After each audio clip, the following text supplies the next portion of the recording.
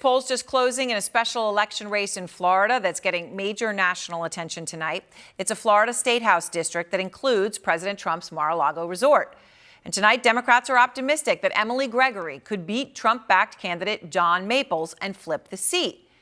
Now, the first numbers are just in out front, and they show that Gregory is in the lead, about 58% of the vote right now. And you can see polls are closed. You can see, though, we don't have all the results. But right now, the lead for Emily Gregory is 3,000 votes.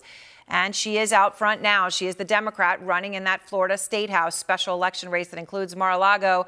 Emily's a business owner, military spouse. And Emily, I know you're running for the first time for office. And right now, people may look at you. Where are you? You're in a car. You're on your way literally to your watch party. And you're seeing the same numbers we're seeing right now. Obviously, you're ahead. All the numbers aren't in yet, though. How confident are you right now that you'll win? Aaron, this is so kind of you to have me on. It's early, so we're feeling confident. What we're confident in is that we were talking about the right issues, and we were, knocking all of the doors and doing all of the things to get in front of voters and really hear their concerns. And we heard over and over again, property insurance, healthcare, and education, and that's what we focused on. And we're feeling hopeful for tonight. So why do you think voters in your district responded to you and your campaign? I think they responded well because I am from here. This is my home, and I love this area. I'm from like 20 minutes north, and I love South Florida so much, and I did not think we were getting the representation we deserved in Tallahassee. So I decided to get off the bench and make a run for it, and I'm really proud. I'm really proud of what we've built. So President Trump won your district, Emily, by more than 11 points in 2024, right? So it wasn't really one that you would think a Democrat could come in and win. I mean, was he his presence and Mar-a-Lago, all of that, was that a part of the race at all or not, as far as you see it? For me, not so much. I think my opponent put it front and center, and I focused on the issues that matter most to Florida families. Everyone is feeling that affordability crisis, and the last thing that Florida families needed when they're struggling is $4 gas. So that is what I spoke about, and that is what I talked to voters about. So it wasn't as much a factor for me, but perhaps my opponent focused on it. If you win, President Trump's going to be one of your constituents, right? That's the reality. Mar-a-Lago happens to be in the district, right? If you win, and obviously endorsed your opponent, we know that. But is there anything you'd say to him, if you are the winner here?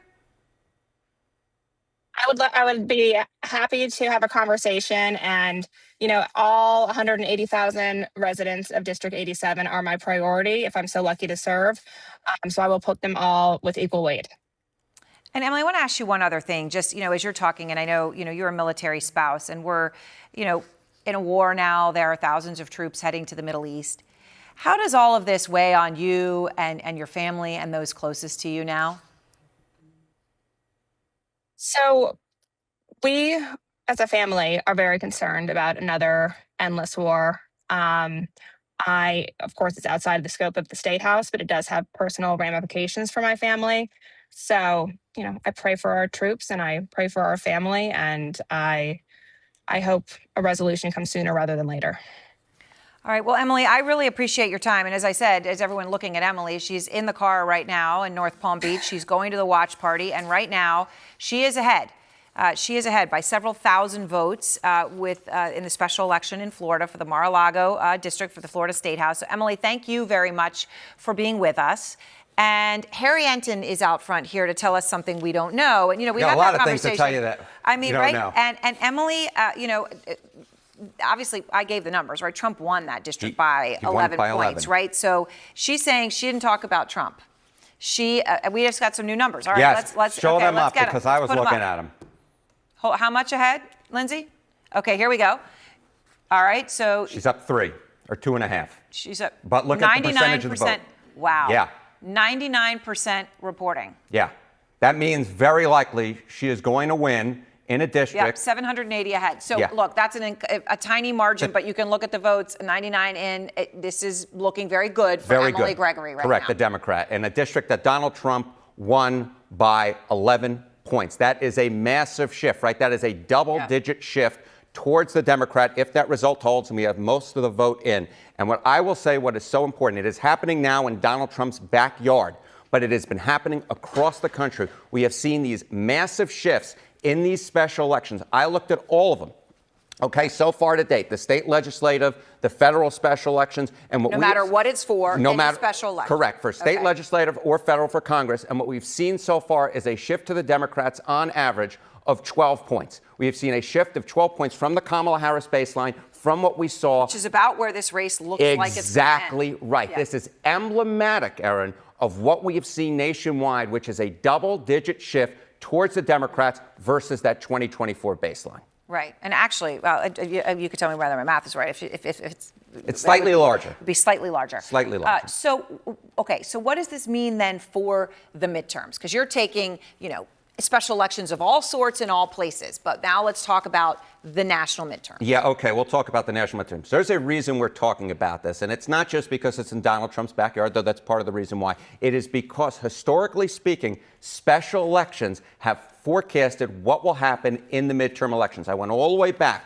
since I was in high school, back to the 2005-2006 cycle, and every single time that a party outperformed the presidential baseline in the next midterm election, what we saw was 5 out of 5 times that party went on to win the U.S. House of Representatives. So what is happening right now in Mar-a-Lago is unlikely to stay in Mar-a-Lago. It is likely to expand nationwide and to expand in the midterm elections as well. All right, so tell me something else I don't know. I will tell you something else you don't know, Erin Burnett, and that is Donald Trump voted by mail in this special election. Wait, I knew that. You knew that. That was the one thing I did know. I'll give you, then I always have a little separate else for you just in case, which is he is not alone. A lot of Republicans vote by mail. Despite the fact that Donald Trump bashes vote by mail, we're talking more than a quarter of Trump voters in 2024 actually voted by mail, 26%. That is incredible. And I didn't know that. There you go, see? And that maybe we wrapped some it real all questions. Up. There we go. All right, Harry Anton, Thanks. thank you very much.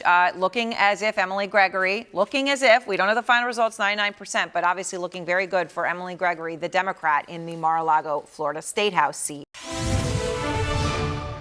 And we can now project that Emily Gregory will win Florida's special state house election in the district, which includes Mar-a-Lago. She has flipped that seat. Trump won that district by 11 points, but she has now flipped it. She has beat John Maples.